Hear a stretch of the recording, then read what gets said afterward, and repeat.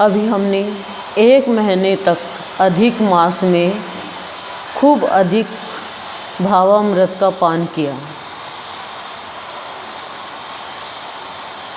और अब अधिक मास के तुरंत बाद नवरात्रा शुरू हो गया। आप सभी की सद इच्छा और ये पवित्र सुयोग संयोग कि गुरुदेव की कृपा अहर्निश बरस रही है। मैंने यही भाव लिया कि नहीं चाहते हुए भी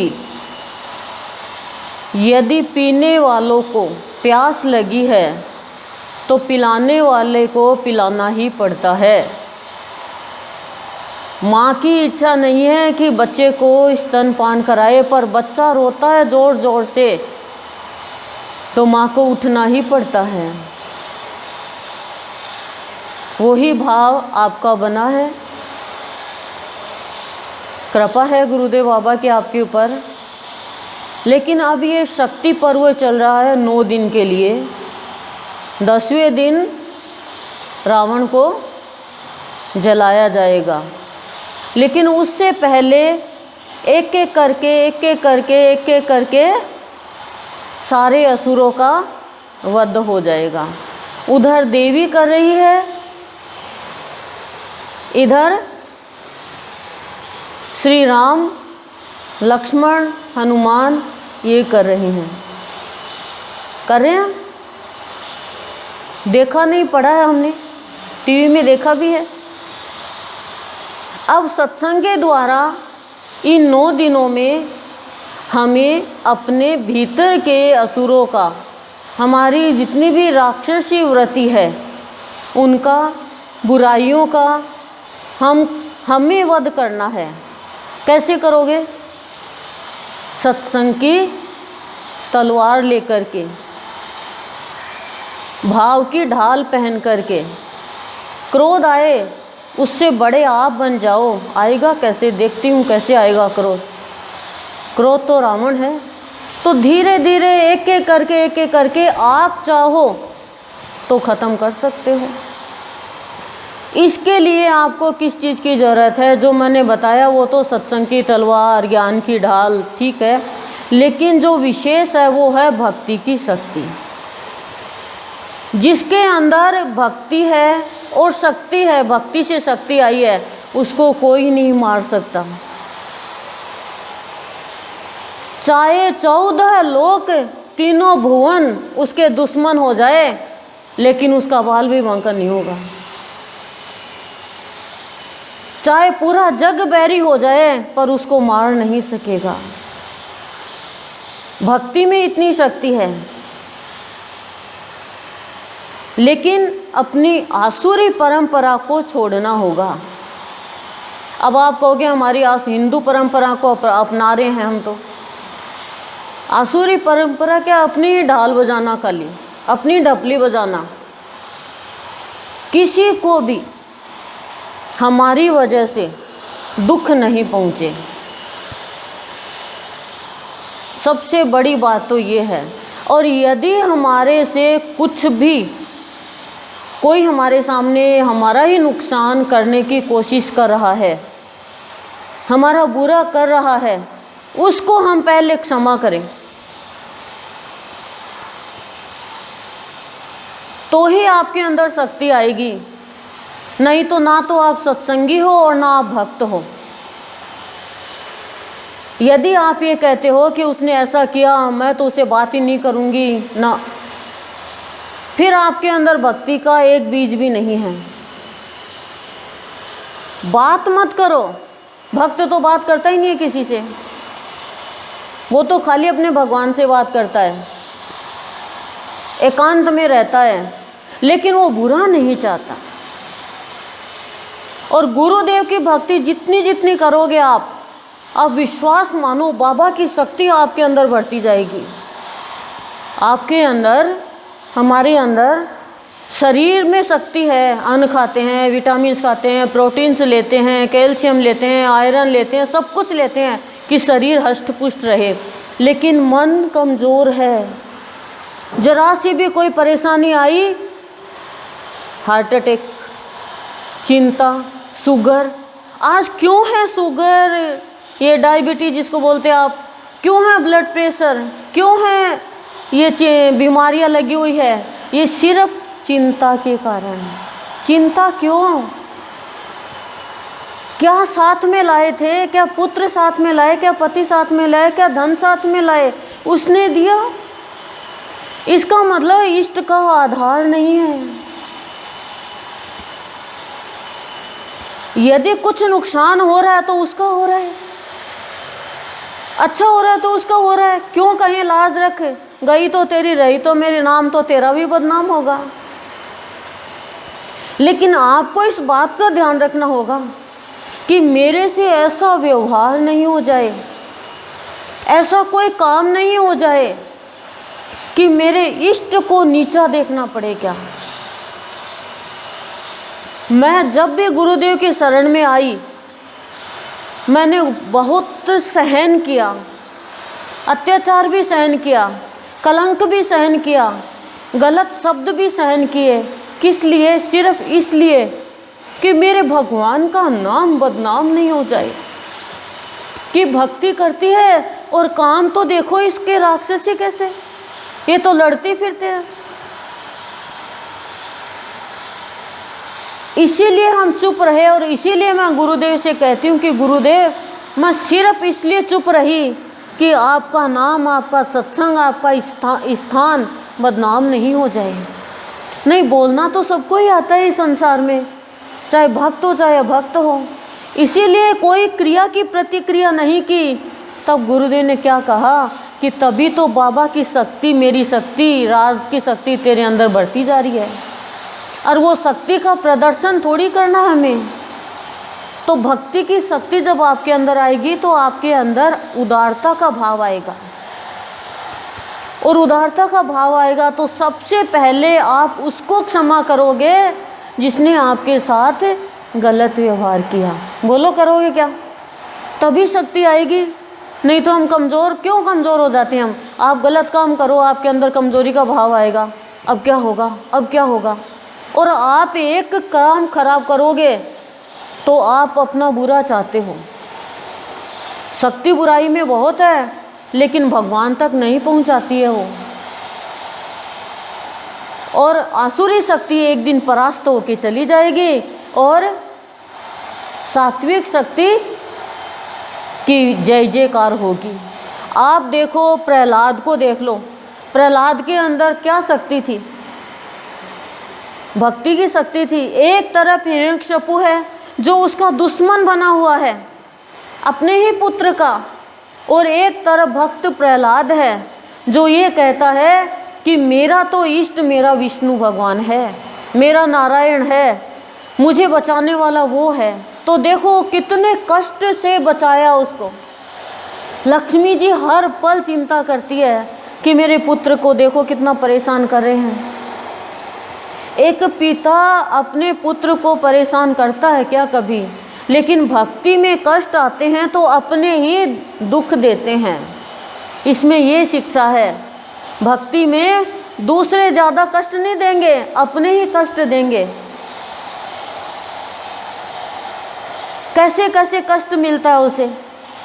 वो कहता है प्रहलाद की पिताजी, बड़ों का आदर करना चाहिए, और भगवान तो एक ईश्वर है। वो कहता है मुझे भगवान मान। क्या लड़ाई थी बाप बेटे की? एक ही लड़ाई थी। प्रहलाद भगवान विष्णु भगवान को अपना भगवान मानता है, और हिरण्यकशिपु कहता मुझे भगवान मान, मैं सर्वशक्तिमान हूँ। वो कहता है नहीं पिताजी, आप तो राजा हो, प्रतिनिधि हो आप तो प्रजा के, लेकिन आप भगवान नहीं हो, आप सर्वशक्तिमान नहीं हो। आप बताओ कि आप यहाँ पे हो और आपको दिख रहा है क्या कहाँ क्या हो रहा है?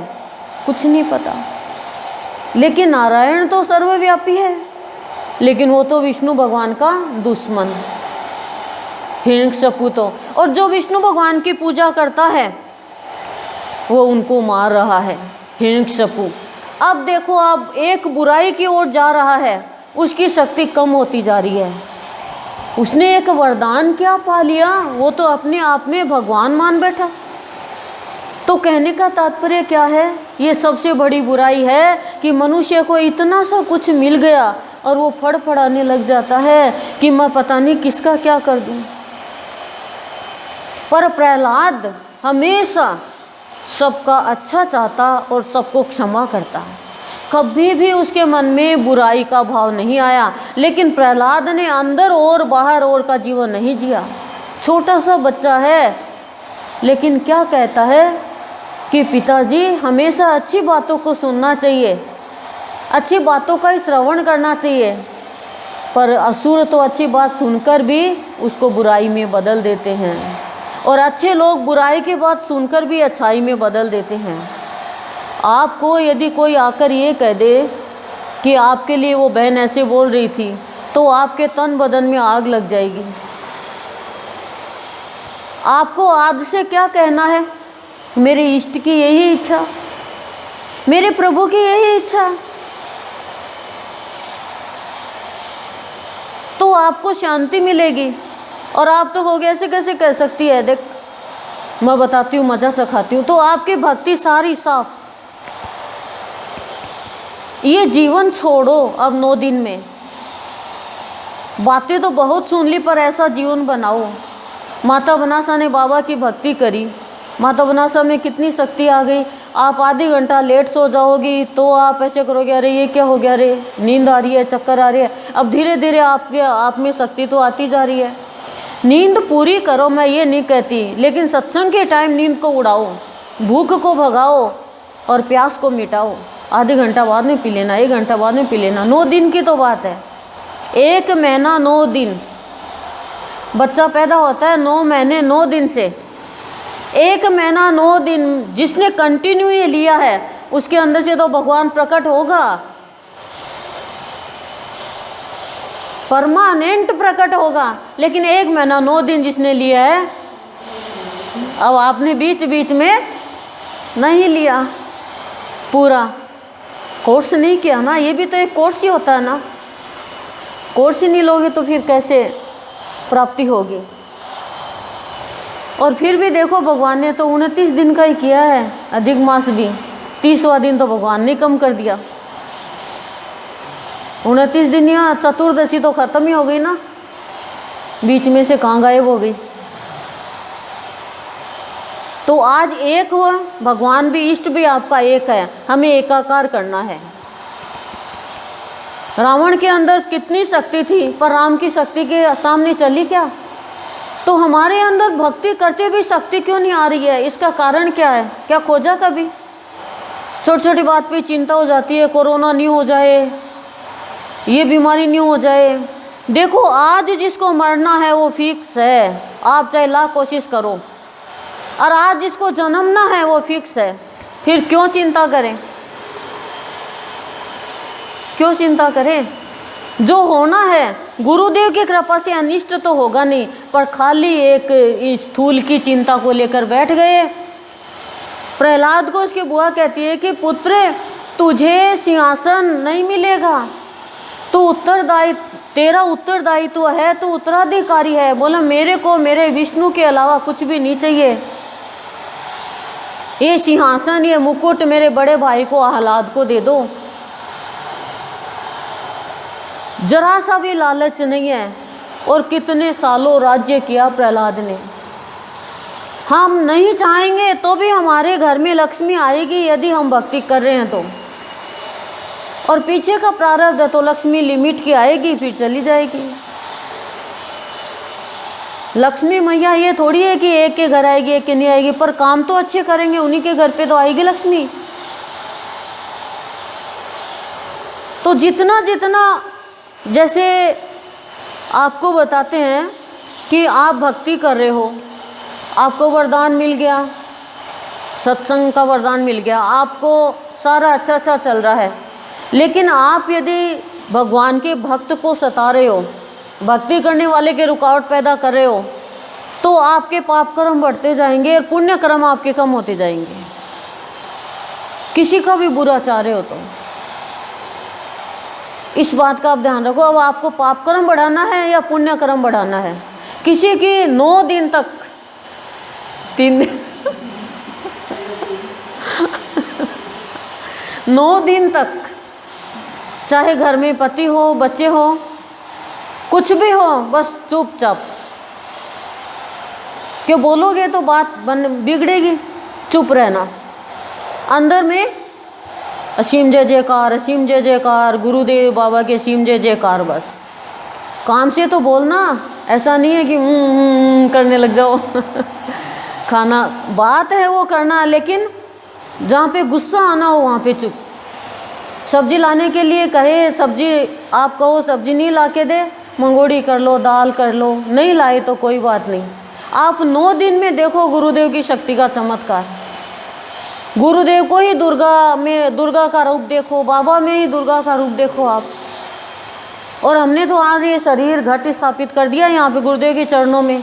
अब इनका काम है, इसमें जल भरेंगे, इसमें अमृत भरेंगे, इसमें भाव भरेंगे, क्योंकि ये निरर्थक बात तो भरेंगे नहीं। और इनकी ड्यूटी बनती है ये काम क्रोध निकाल देंगे इस घट में से, निकालेंगे, ये पक्का निकालेंगे। लेकिन आपके अंदर लगन होनी चाहिए, आपके अंदर व्याकुलता होनी चाहिए। तो आप गुरुदेव से कहो, गुरुदेव मेरे को मेरे अंदर आपके प्रति व्याकुलता जगाओ, मेरे अंदर आपके ही याद रहे 9 दिन तक। मेरे को आप अपना वास्तविक रूप दिखाओ, दुर्गा का रूप दिखाओ, सरस्वती का रूप दिखाओ, लक्ष्मी का रूप दिखाओ, चामुंडा का रूप दिखाओ। गुरुदेव सारे रूप लिए बैठे हैं, लेकिन हमारे पास दृष्टि नहीं है, शक्ति नहीं है वो भक्ति की। तो भक्ति की शक्ति कब आएगी? जब आप किसी का भी बुरा नहीं चाहोगी। किसी का मतलब जिसने आपका बुरा किया है, तो आप बुरा चाहोगे तो आपका बुरा होगा।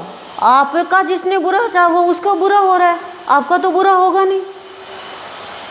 आपका तो बुरा जब होगा जब आप बुरे कर्म करोगी, समझ रही हो?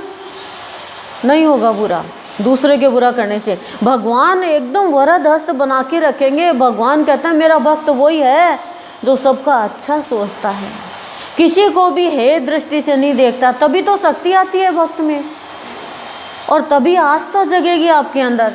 तो सबसे बड़ी शक्ति है कि गुरुदेव के अंदर आपकी आस्था, आपके अंदर गुरुदेव के प्रति आस्था होनी चाहिए। गुरुदेव फिर झूठा आश्वासन नहीं देंगे, संत आश्वासन नहीं देते, आस्था देते हैं। लेने वाला चाहिए। हमने तो लिया है, लिया तो आपको दे रहे हैं। आस्था होगी तो गुरुदेव कहेंगे आ मेरे पास स्थान है तेरा मेरी गोद में, पर आस्था होनी चाहिए। यदि सामने से शेर भी आ रहा है, गुरुदेव खाना लिखा है तो खाएगा, और आप बचाओगे तो बचाओगे, शेर भी मुंह मोड़ लेगा। लेकिन आप दुनिया में वाह चाहते हो तो मज़ा नहीं है ज़िंदगी का। दुनिया की परवाह छोड़ो। दुनिया कहते 4 बार सत्संग में जा रही, बावड़ी हो रही है। हाँ बावड़ी होता भी, मैं भी अमर हो रहे हैं हम तो, आप भी हो जाओ। वो तो बावड़े नहीं है कि हॉस्पिटल में जा रहे हैं, बुद्धि से तो बावड़े नहीं है। तो दुनिया वाले किधर जा रहे हैं? मृत्यु की ओर। और हम सत्संगी किधर जा रहे हैं?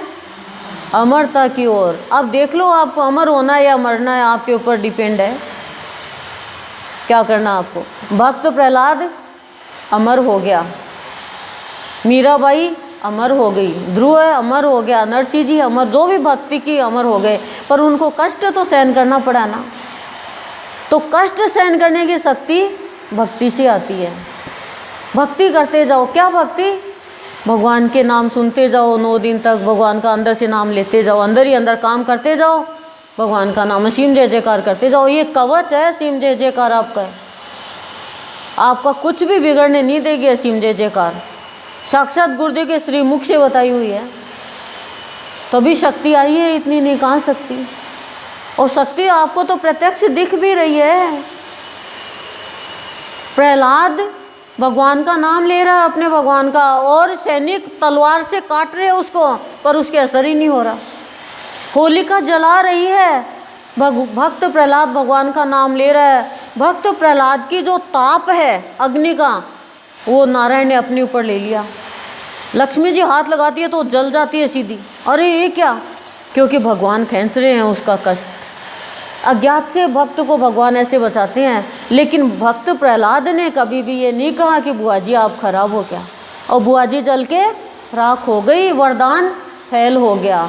तो भक्ति की शक्ति अन्य भक्ति की शक्ति भक्त जानता या भगवान, अन्य तो खाली अन्न को बचते हैं, शरीर यूं ही तसते हैं।